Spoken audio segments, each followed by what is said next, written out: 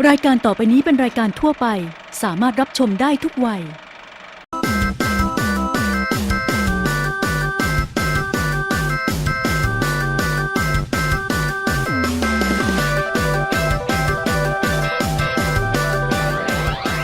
สนับสนุนโดยหอมเข้มข้นต้องซอสตราเด็กสมบูรณ์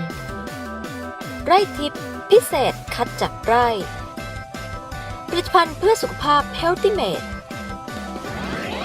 สวัสดีค่ะเช้าวันเสาร์แบบนี้เจอกันกับรายการ Smart Chef รายการวาไรตี้อาหารที่จะพาคุณมารู้จักกับร้านอาหารและก็เมนูอาหารที่หลากหลายทั่วทั้งประเทศไทยเลยล่ะค่ะวันนี้เราจะพาคุณผู้ชมมาที่เทยทะเลร้านอาหารบุฟเฟ่ปิ้งย่างในสไตล์ซีฟู้ดที่เก๋ที่สุดในปัตตภี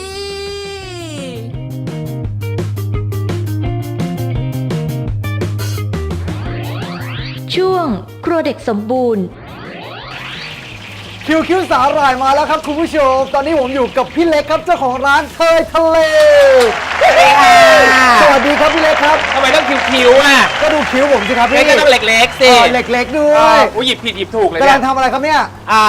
กุ้งอบวุ้นเส้นค่ะ กุ้งอบวุ้นเส้นอันนี้รากผักชี ใช่แล้วผักชี ให้กลิ่นมันหอม ใช่เครื่องเทศต้องถึง เครื่องเทศต้องถึง แต่ประเด็นคือเราทำเยอะ เราทำเยอะ เราทำเยอะเพราะเราทำทีออกพอร์ชั่นหนึ่งเยอะ ครับ เราจะไม่เหมือนที่อื่นทำที่อื่นทำเขาจะทำแบบใส่พร้อมกันแล้วอบเลย นะฮะ หอมไหมหอมไหม หอมครับพี่ หอมสิ เอ๊ะโอ้ เอานะคิดว่าทำบุญกับคนแก่ ครับผมแหมแต่ว่าร้านนี้นี่เจ๋งมากครับเทยทะเล ใช่ไหม คอนเซปต์ร้านเจ้าของร้านเนี่ยเทยหมดเลย5 คน เอ้า โอ้ แน่นอนเธอรู้ไหมว่าเธอเนี่ยเป็นคนที่กินอาหารอร่อย หรอ ต้องแซ่บไม่งั้นไม่กิน อ๋อ ใช่ไหม เหมือนเวลาผู้ชายเขาต้องแซ่บถึงจะกินถ้า แล้ว ไม่ เธ แซ่ อบ เว ไม่ ลา กิน แล้วเธอผู้ชายแซ่บไป แซ่บ กินไหม มากครับพี่ ปาโท อ่ะ เออ นี่นะคะพอเราเจียวเครื่องหอมแล้วนะคะ ฮะ เราก็จะใส่กุ้ง ใส่กุ้ง กุ้งคือกุ้งแม่น้ำที่อยู่ที่เชลนี่แหละ ถ้ากุ้งร้องเพลงเพราะนี่คือกุ้ง อ่ะสุธิราช ไอ้ยาไม่ธรรมดา ถ้ากุ้งร้องเพลงหวานเพลงหวาน ถ้ากุ้งก็กุ้งอะไรพี่ กุ้งตวงเศษ โอ้โหตายแล้ว นะคะระหว่างนี้เราก็จะอบไปก่อนนิดนึง อบเลย คือด้วยความที่ว่าเราทำพอร์ชั่นใหญ่ ครับ ไม่เหมือนพอร์ชั่นเล็กพอร์ชั่นเล็กเราปล่อยได้เลย ครับ เราต้องทำทีละขั้นตอน ครับ ศาสตร์จะเป็นอีกศาสตร์หนึ่ง เห็นพี่เล็กเปิดร้านบุฟเฟ่ต์แบบนี้ แต่ตัวเองเนี่ยนะฮะนอกจากจะเป็นสไตลิสต์แล้ว ยังเป็นเชฟจบเชฟมาด้วย ก็นิดนึงค่ะเรียนทำอาหารมาที่โอเรนเตนค่ะ โอ้เลนเป็นอะ อ่ะ ใส่วุ้นเส้นไปเลย ใช่ โอ้วุ้นเส้นเยอะมาก อันนี้คือเห็นคิดดูดิเราทำหม้อหนึ่งเท่านี้ ใช่ ผัดทีกล้ามขึ้นน่ะ นิดนึงที่สำคัญเลยนะคะ อย่าลืมใส่นี่นะคะ โอ้โห ซีอิ๊วขาวสูตรหนึ่งนะคะ นี่แหละ แล้วก็นี่น้ำมันหอย ต้องใส่ ตาเด็กสมบูรณ์ เสร็จแล้วก็ใส่ซีอิ๊วดำนะคะ ครับ แล้วเราก็คนให้เข้ากันนะคะ โอ้เชื่อแล้วว่ากล้ามขึ้นฮะโอ้โหกุ้งกระเด็น ร้านเรารวยกุ้ง นี่นะคะ โอ้ก็รวยสิขายบุฟเฟ่ต์กุ้งอ่ะโอ้โหเต็มเลยอะเป็นร้อยเป็นล้าน อันนี้ ตัว ใส่น้ำนิดนึงนะคะ เป็นน้ำซุปนะคะ เสร็จแล้วนะคะ ระหว่างนี้นะคะ เราก็จะมาอบนี่แหละเป็นที่มาของคำว่ากุ้งอบวุ้นเส้นนี่ระหว่างนี้ก็อบไปประมาณ 3 นาทีมีอะไรจะถามว่ามา ไม่มีอะไรจะถามนะพี่พูดหมดแล้ว พี่มีแฟนหรือยัง พี่มีแฟนยังครับ พี่เป็นแบบไหน พี่เป็นแบบไหน เป็นแบบไหนก็ได้ที่น้องต้องการ พี่เป็นแบบไหนก็ได้ที่น้องต้องการ เออ เฮ้ยแล้วผมจะไปพูดตามพี่เขาทำไมเนี่ยเออ ก็จริงๆร้านนี้นะจริงๆแล้วที่บอกว่าเธอทำไมถึงกินอาหารแซ่บอาหารอร่อย เธอลองดูสิเธอชอบกินอาหารรสจัด อ๋อใช่ เธอชอบกินอะไรที่มันเต็มที่รสชาติเวลากระเทยสั่งนี่จะสั่งพิเศษ เธอชอบกินอะไรที่มันเป็นแท่ง อันนั้นไม่ใช่แล้วล่ะ อ๋อเหรอ เดี๋ยวเราไปคุยข้างบนไป ไม่เพราะฉะนั้นเนี่ยพอเรามาเปิดร้านอาหารเนี่ยอะไรมันก็ต้องถึงใจถึงเครื่องแต่เข้าใจปะ แต่ถือว่าราคานี่คุ้มค่านะ550 ชั่วโม เอง ครึ่ง กุ้งโลเดียวกุ้งเป็นๆอะไปตลาดเธอกำเงินไปเท่าไหร่600 บาทหรือเปล่า อ๋อเราไม่รู้ไม่เคยไปเลยอ่ะ จริง น้ำจิ้มเธอยังไม่ได้เลย เธอมาที่เนี่ยเธอได้กินตั้งเท่าไหร่อะถูกไหมทีมงาน เสียงขอเสียงค่ะทีมงานเออ โอ้โหอันนี้ไม่ได้ขู่เข็นแค่ขอเสียงเฉย แค่นี้ก็เสร็จแล้วค่ะ ๆเสร็จแล้ว เพราะว่ามีซีอิ๊วขาวตาเด็กสมบูรณ์อะไรมันก็ง่าย อ ถูกไหม ร่อยอ คะ ยู่แล้วโอ้โหแล้วนี่คือต้องใส่ยังไงฮะใส่หม้ออะไรอย่างเงี้ยพี่ ใช่แล้วเราก็มีหม้อเนี่ยค่ะ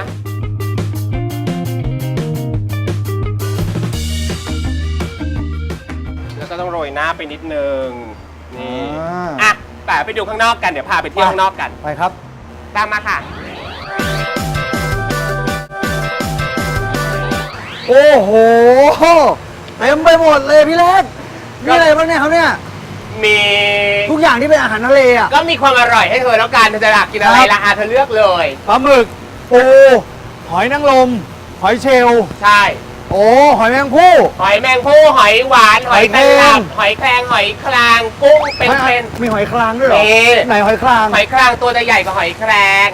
มีด้วยเหรอหอยคลาง มีชื่อหอยคลางจริงๆอันนี้อย่างเงี้ยหอยคลาง อันนี้ หอยแครงมันจะตัวเล็ก จริงปะเนี่ย ๆจริงๆมันเป็นชื่อของมันจริงๆ เนื้อจะไม่เหมือนกัน ไม่เคยรู้ตลอดชีวิตว่าเฮ้ยมีหอยแครงแล้วมีหอยคลางด้วย ไม่ได้แต่เรื่องนี้นี่เรื่องจริง อ๋อแล้วหอยคลางร้องไง อีคือ โอ้เอ้าตักดีกว่า อันนี้ก็กุ้ง กุ้งเนี่ยมี2แบบเลยนะ แบบไหน แต่จะบอกว่ามีแบบเป็นๆกับมีแบบที่น็อกมาให้แล้ว เออ แต่จะบอกว่ามันสดเหมือนกัน สดเหมือนกัน เพราะว่าเราน็อกไว้ให้กับ เออ ให้น็อกเอง ไอ้น้องเองนี่คือต้องทำไงอ่ะ ก็เอาขึ้นมาแล้วก็มีถังน้ำแข็งให้ใส่ ข้า นะ มันอย่างเงี้ยเหรอ แล้วก็คือให้เขานิ่งสลายไปแล้วค่อยๆเอาไปย่าง ผมไม่เอาบาปอ่ะ มันแล้วแต่คนชอบบางคนนะอุ้ยเอามาจากเตาแล้วขึ้นไปจี่แล้วก็มี อันนี้ อุ๊ ก็ ย แล้วแต่ เอาขึ้นมาแล้วก็ไป คือกลัวไม่สดไงกลัวไม่สดไงแต่อันเนี้ยก็คือถ้าให้รับประกันคือสดเหมือนกันแน่นอน เออ เพราะว่าเวลาเราสั่งกุ้งมาเราสั่งกุ้งเป็น ครับ แล้วมาน็อกแล้วก็แบ่งลงตู้แต่บางคนอาจจะไม่เชื่อใจเราแล้วก็มีให้เลือก ใช่ นี่ก็ยังไม่ตายเนี่ย ก็แกงสั่นมือนะสิ อ๋อโอเคเพราะผมชอบกินหอยเชลล์ หอยเชลล์ด้านนู้นเลยค่ะ หอยเชลล์ มา หอยเชล ไม่ ล์ กินปูเหรอ ปูกินก็กิน อันนี้เป็นปลาหมึกหอม ปูเนี่ยชอบกินปูปลายา นี่ปลาหมึกกล้วยอ๋อหรือว่าชอบกินปูพงศิษฐ์ ปูพงศิษฐ์นี่ก็เพื่อชีวิตเลยไหน อันนี้ปลาหมึกหอมนี่ปลาหมึกหอม หอม เวลาย่างมันจะหอมถ้าอันนี้เป็นปลาหมึกกล้วย เออ อันนี้ ไม่เหมือนกัน หอยนางรมนี่กินสด หอยนางรมกินสดให้ดูความสดนี่ ให้ดูความสด นี่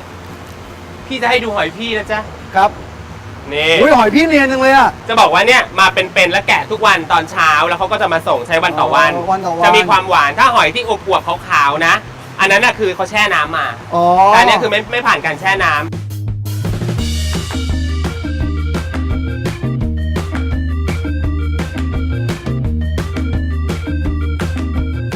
คุณผู้ชมครับวันนี้ครับบอกได้เลยว่ามันดีต่อใจจริงๆอาหารทะเลซีฟู้ดแบบนี้ แล้วเป็นบุฟเฟ่ต์ด้วย แต่มันกินคนเดียวมันเหงาอ่ะผมว่าเดี๋ยวผมคอดีกว่าคอหาพี่เก๋สักนิดหนึ่งอวดหน่อย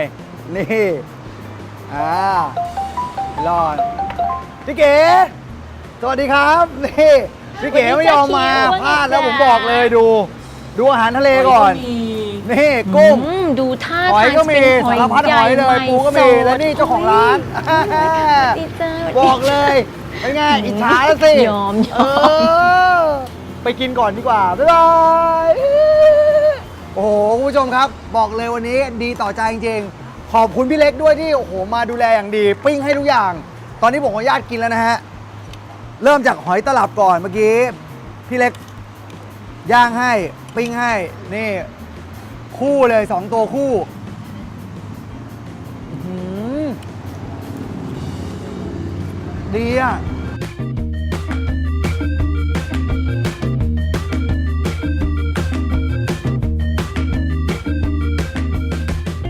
กุ้งอบวุ้นเส้น เมื่อกี้ขาดเครื่องไปนิดนึ อื ง มอร่อยมากพี่เล็ก ใช่ไหมอันนี้ที่เราทำกันเมื่อกี้ไง ใช่คุ้มค่ามาก 550 ชั่วโมงครึ่งคุณผู้ชม แต่ความอร่อยครับ มันไม่ได้หมดเพียงเท่านี้ครับ มันยังมีความอร่อยอีกครับ เพราะว่าตอนนี้ย้อนตำนานความอร่อยครับ โดยน้ำดื่มช้างอาหลิงรอคุณผู้ชมอยู่ลุยเลย เรากินต่อปลาหมึกมาแล้วปลาหมึกมาแล้ว ช่วงย้อนตำนานความอร่อย สนับสนุนโดยน้ำดื่มช้าง ย้อนตำนานความอร่อยโดยน้ำดื่มช้างวันนี้หลิงนั่งอยู่ในร้านเสริมสวยพนิชนาถค่ะ ซึ่งแน่นอนว่าวันนี้ไม่ได้จะมาย้อนตำนานร้านเสริมสวยนะคะ แต่ว่าเจ้าของร้านเสริมสวยแห่งนี้เนี่ยเขาเป็นเจ้าของตำนานความอร่อยห่อหมกอันเรื่องชื่อแล้วค่ะ คุณยายประมวลนะคะซึ่งคุณยายประมวลเนี่ยอยู่มา5 แผ่นดินแล้วล่ะค่ะและห่อหมกของคุณยายเนี่ยไม่มีใครไม่อยากทานนะคะแหมมันโด่งดังเหลือเกินกับห่อหมกของคุณยายเนี่ยโทรสั่งกันมาแต่ละวันเนี่ยไม่ขาดสายถ้าอย่างนั้นเนี่ยเดี๋ยวเราขึ้นไปหาคุณยายประมวลกันเลยดีกว่าค่ะไปกันเลย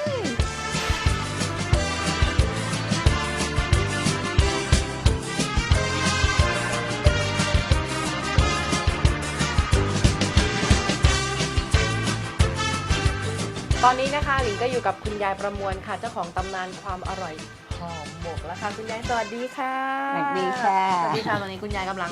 ทำห่อหมกอยู่เลยนะคะคุณยายคะห่อหมกคุณยายนี่คือต้องสั่งใช่ไหมคะ ค่ะ ถึงจะ เราเห็นว่าผักรองคุณยายเนี่ยก่อนที่จะเอามาลองคุณยายต้องมีแบบคลุกกับเครื่องก่อนนิดนึงใช่ไหมคะแล้วมาลองอ๋อ คลุกให้น้ำพริกเกาะได้อร่อย อ๋อแล้วห่อหมกคุณยายใช้ปลาอะไรทำคะ ปลาช่อนค่ะ อ๋อใช้ ได้ ปลาช่อ มันได้ทุกชนิดแล้วแต่คนชอบ แต่ว่าห่อหมกของคุณยาย แต่ เนี่ย ของ จะ คุณยาย ใช้ ทำปลาช่อน นะคะ แล้วก็จะมีแบบว่าสั่งได้เลยว่าเผ็ดน้อยเผ็ดมากคุณยาย ค่ะ ก็จะปรุงให้ก่อนเลย ได้ นะคะ ค่ะ แล้วก็นึ่งแบบว่าหนูเห็นเมื่อกี้ต้องมีแบบว่าห่อนี้ต้องนึ่งตอนนี้ พอห่อและสมมติว่าห่อที่หนึ่ง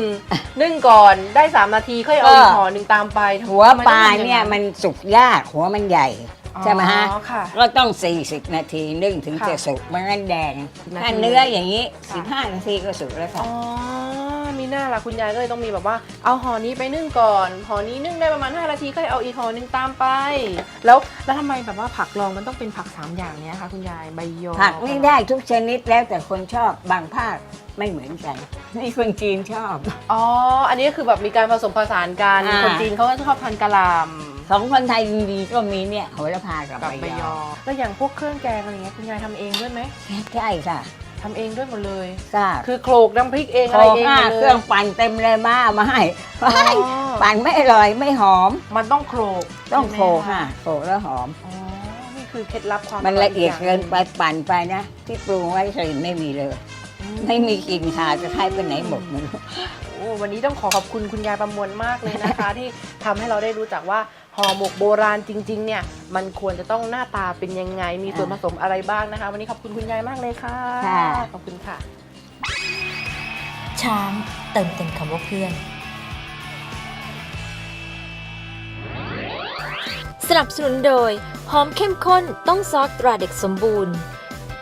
btcbangkok.com where the beauty begins ช้างเติมเต็มคำว่าเพื่อน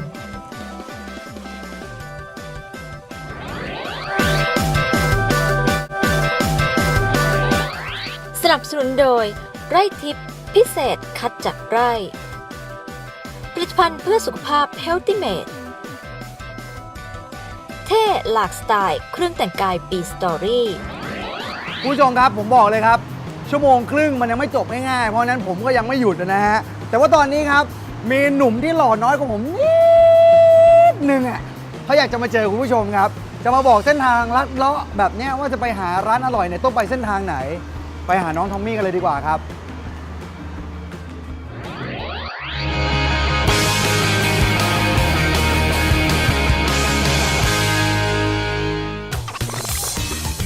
สวัสดีครับ ก่อนที่จะพบกับพี่เก๋พี่คิวในช่วงต่อไป ก็มาพบกับทอมมี่ในช่วงทางลัดทางประหยัดกับอีซูซูครับ ช่วงนี้เทรนด์สุขภาพกำลังมาแรงอย่างต่อเนื่องเลยทอมมี่ก็เลยจะพาผู้ชมไปร้านอาหารสำหรับคนรักสุขภาพปราศจากเนื้อสัตว์ 100% ซึ่งร้านนี้ตั้งอยู่ตรงเดอะโกลเมกอร์เดนชั้นจีของศูนย์การค้าสยามพารากอนครับ ถ้าพร้อมแล้วตามทอมมี่มากันเลยครับทางนี้ครับ เราเริ่มเดินทางบนถนนเพชรบุรีตัดใหม่จากหน้าอาคารชาญอิสระทาวเวอร์มุ่งหน้าผ่านแยกอโศกเพชรบุรีและตามด้วยแยกมิตรสัมพันธ์จนมาถึงสุดทางซึ่งเป็นทางวันเวย์ไม่สามารถตรงต่อไปได้ให้เลี้ยวซ้ายเข้าถนนชิดลมจากนั้นให้เลี้ยวขวาอีกครั้งที่แยกชิดลมเพื่อเข้าสู่ถนนเพลินจิตและขับรถชิดขวาไปอีกไม่ไกลก็จะถึงห้างสยามพารากอนครับ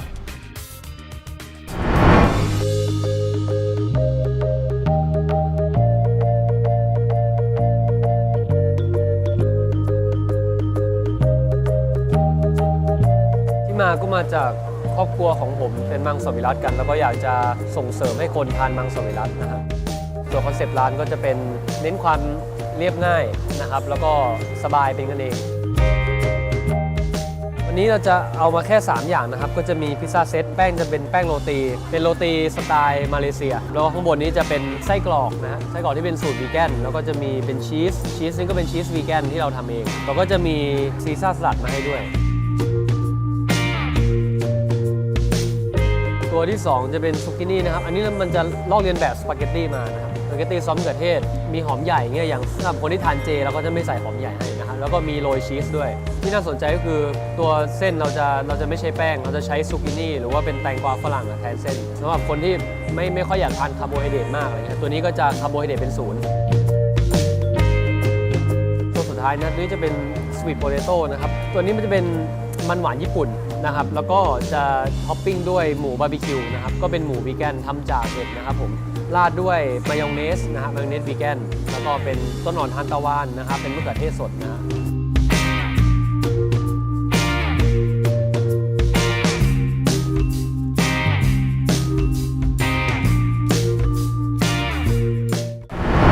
ช่วงหยุดยาวอย่างนี้นะครับคุณผู้ชมถ้าคุณผู้ชมมีเวลาว่างทอมมี่แนะนำให้มาที่ร้าน Veganery ครับเพราะว่าจะนอกจากจะได้สุขภาพแล้วก็ยังได้ชาร์จแบตให้ร่างกายอีกด้วยแต่สำหรับวันนี้เวลาของทอมมี่ก็หมดลงแล้วถ้าคุณผู้ชมท่านใดที่อยากชมรายการย้อนหลังก็สามารถติดตามได้ใน YouTube Channel Facebook Fanpage หรือเว็บไซต์ตามด้านล่างนี้ได้เลยนะครับแต่สำหรับวันนี้ทอมมี่ขอตัวลาไปก่อนนะครับสวัสดีครับ สนับสนุนโดย Isuzu D-Max Blue Power นวัตกรรมเปลี่ยนโลก ค่ะขอบคุณน้องทอมมี่มากๆนะคะ แล้วก็มาเจอกับเกดแล้วก็สินแสโจ้ค่ะสวัสดีค่ะ สวัสดีครับ สวัสดีครับ ค่ะ ก็เรื่องราวสารพัดนะคะที่เราคุยกันนะ ครั คะ บ ล้วนแล้วแต่นำข้อมูลมาเรียกว่ามาใช้ปรับได้ทั้งนั้นเลย อืม นะคะ แต่ว่าวันนี้มีเรื่องที่เก๋ก็คาดไม่ถึงว่าเราเนี่ยสามารถที่จะมองแบบนี้มองคนด้านข้าง ใช่ครับก็ ได้ คือ ด้วย ด้านข้างของหน้าคนเราเนี่ยสามารถที่จะ ค่ะ ดูได้ว่าการนิสัยใจคอหรือว่าการทำงานของเขาเนี่ยเหมาะแบบไหนด้วย นั่นหมายถึงว่าเจ้านายเขาจะมองเรา ถูกต้อง ย่างนั้นใช่ไหมคะ หรือว่าอาจจะมองเจ้านายด้วยก็ได้เหมือนกัน อ๋อได้เหมือนกัน ได้เหมือนกัน งั้นเริ่มเลยดีกว่า ครับ นะคะ ก็ สำหรับ ถ้าดูจากด้านข้างนะฮะ ค่ะ ใบหน้าแรกเนี่ยจะเป็นใบหน้าที่เป็นคนที่มีลักษณะอิสระ ค่ะ แล้วก็ไม่ชอบอยู่ภายใต้กรอบเท่าไหร่หรือว่าอาจจะเป็นคนที่เหมาะไปข้างนอกเหมาะที่จะลุยไปพบปะลูกค้าไปส่งของหรือว่า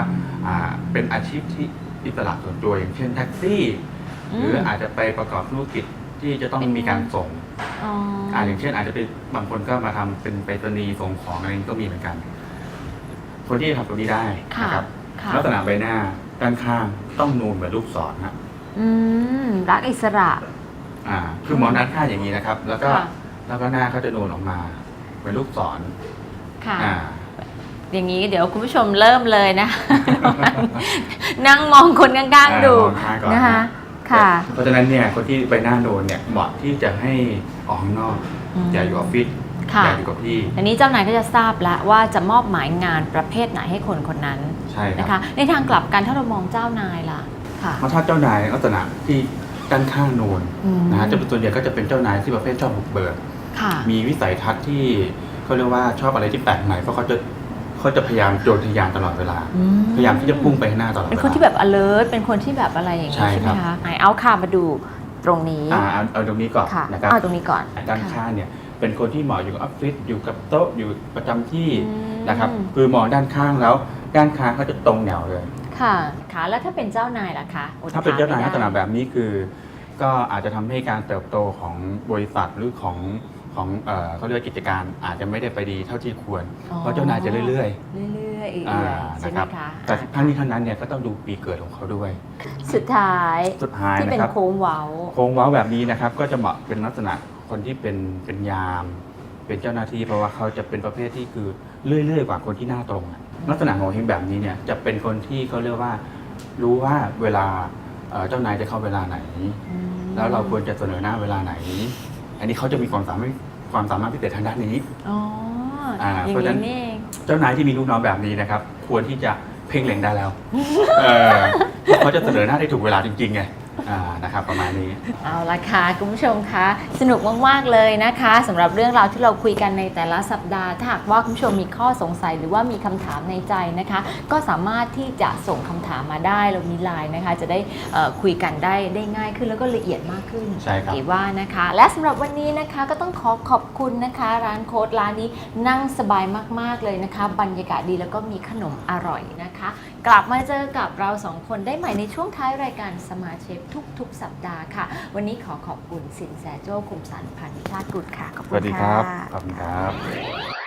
สำหรับวันนี้ก็หมดเวลาของรายการ Smart Chef ต้องขอบคุณเสื้อผ้าพิธีกรจาก B Story คุณผู้ชมสามารถติดตามความเคลื่อนไหวของทางรายการได้ ผ่านทาง Facebook Instagram Smart Chef CH5 หรือมีข้อมูลร้านอร่อยอยากจะแนะนำก็สามารถแอดไลน์มาพูดคุยกันได้ที่ @SmartChef CH5 สัปดาห์หน้า พี่เก๋นางจะอยากทานร้านอร่อยร้านไหนอีกพี่คิวจะหามาได้ถูกปากหรือเปล่าติดตามกันได้ทุกเช้าวันเสาร์ 8:30 ทางช่อง 5 กฎหมายเลข 1 ค่ะ